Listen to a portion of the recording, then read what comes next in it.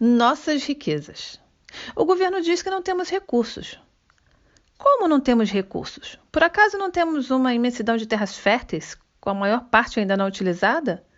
Terras férteis são fundamentais para o desenvolvimento da agricultura. Terras férteis são fundamentais para a criação de rebanhos.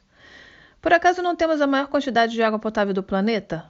Água potável, água para beber. É o que mais falta no mundo. Guerras estão sendo previstas no mundo por causa de água potável. Por acaso não é o nosso subsolo um dos mais bem dotados da Terra em riquezas minerais? Ferro, ouro, alumínio, nióbio, manganês, quartzo, etc. Mas para que servem essas coisas? Todos os meios de transporte, carros, trens, aviões, etc., são feitos utilizando ferro, alumínio, manganês e outros metais. Sem os metais, os edifícios modernos não existiriam e nem mesmo a grande maioria dos utensílios usados atualmente poderiam ser fabricados. Sem o quartzo, não existiriam as maravilhas da eletrônica, as televisões, os rádios, os computadores, etc. O Brasil detém a maior reserva de quartzo de primeira qualidade do mundo. Ele é exportado a um preço inferior a $5 o quilograma. E nós importamos componentes eletrônicos, chips de computadores, feitos com o nosso quartzo a um preço superior a $3.000 o quilograma. Isso é uma entrega criminosa do patrimônio nacional. E o nióbio? Nunca ouvi falar em nióbio. E o nióbio? Ai, o nióbio. O nióbio é um metal do próximo século que permite construir aviões supersônicos, trens sem trilhos, etc. O nióbio é fundamental para a indústria pesada.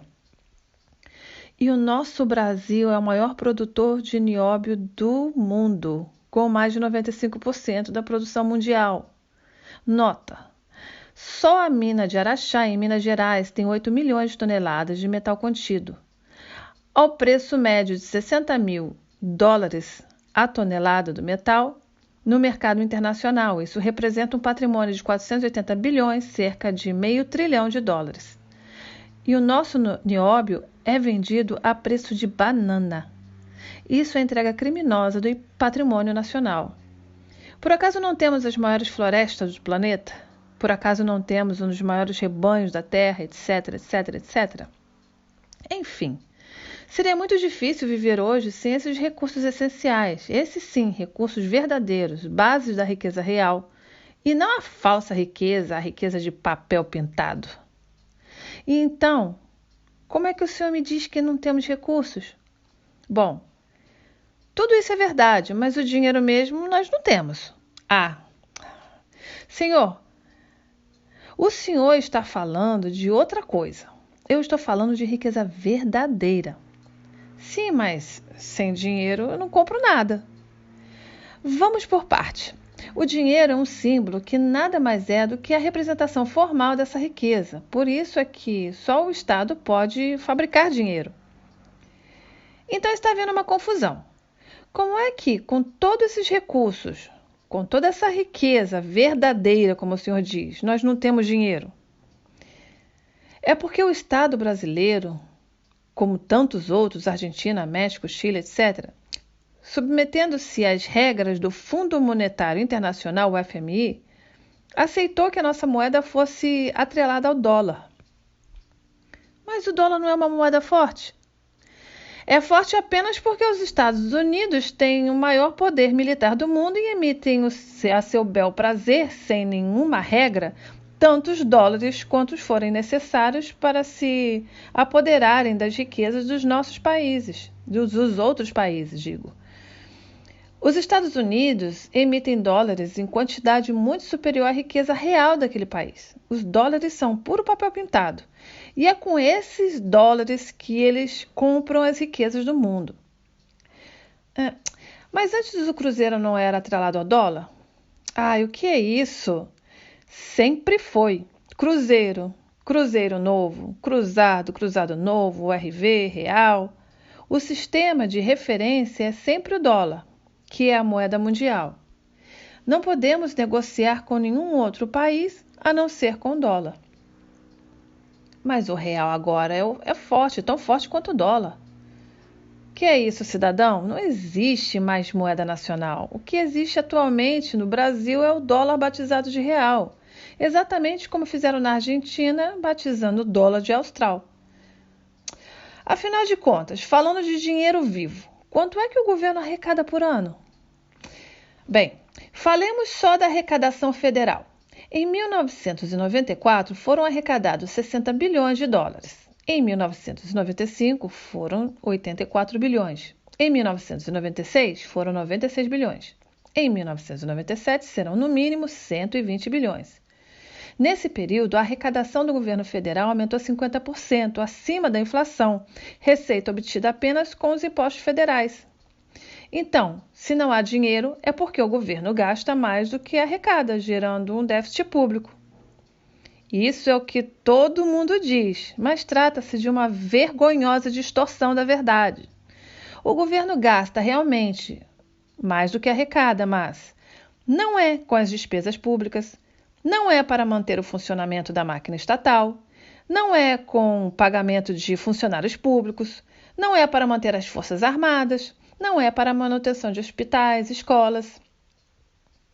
O que ninguém diz, porque não há interesse em dizer, é que existe uma saída gigantesca de dinheiro, de modo oficial, que é canalizado, todo ele, para pagamento dos juros gigantescos, os maiores do mundo, com que é pago o serviço da dívida interna. Serviço da dívida interna? E o que é isso? Essa história é um pouco complicada. Já há pouco mais de uma década vem crescendo assombrosamente uma dívida do Tesouro Nacional chamada dívida interna, que consiste em dinheiro que o governo apanha de investidores nacionais para pagar suas contas relacionadas com o funcionamento da máquina estatal.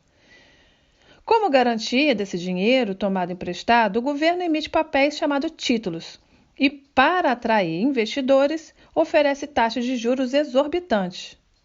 Veja só, em 1995 foram pagos 23 bilhões de dólares com juros da dívida interna.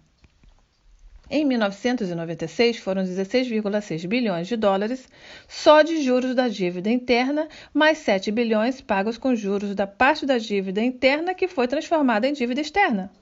Se a receita da União em 1996 foi de 96 bilhões de dólares e o gasto total com juros da dívida interna foi de 23,6 bilhões, pode-se afirmar que, para cada R$ 4,00 arrecadado, um foi para o pagamento de juros da dívida interna.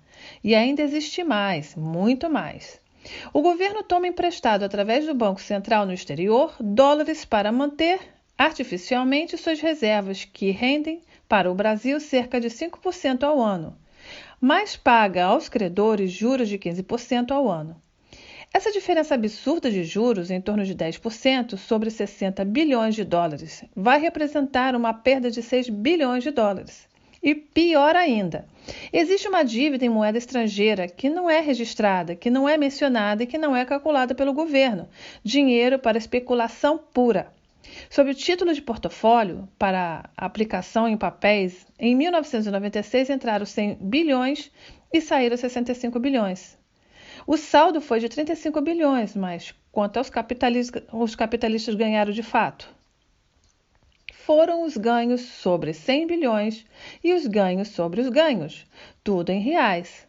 Com as nossas taxas internas, que foram em 1996 de cerca de 20% ao ano. Foram bilhões de dólares registrados em lugar nenhum.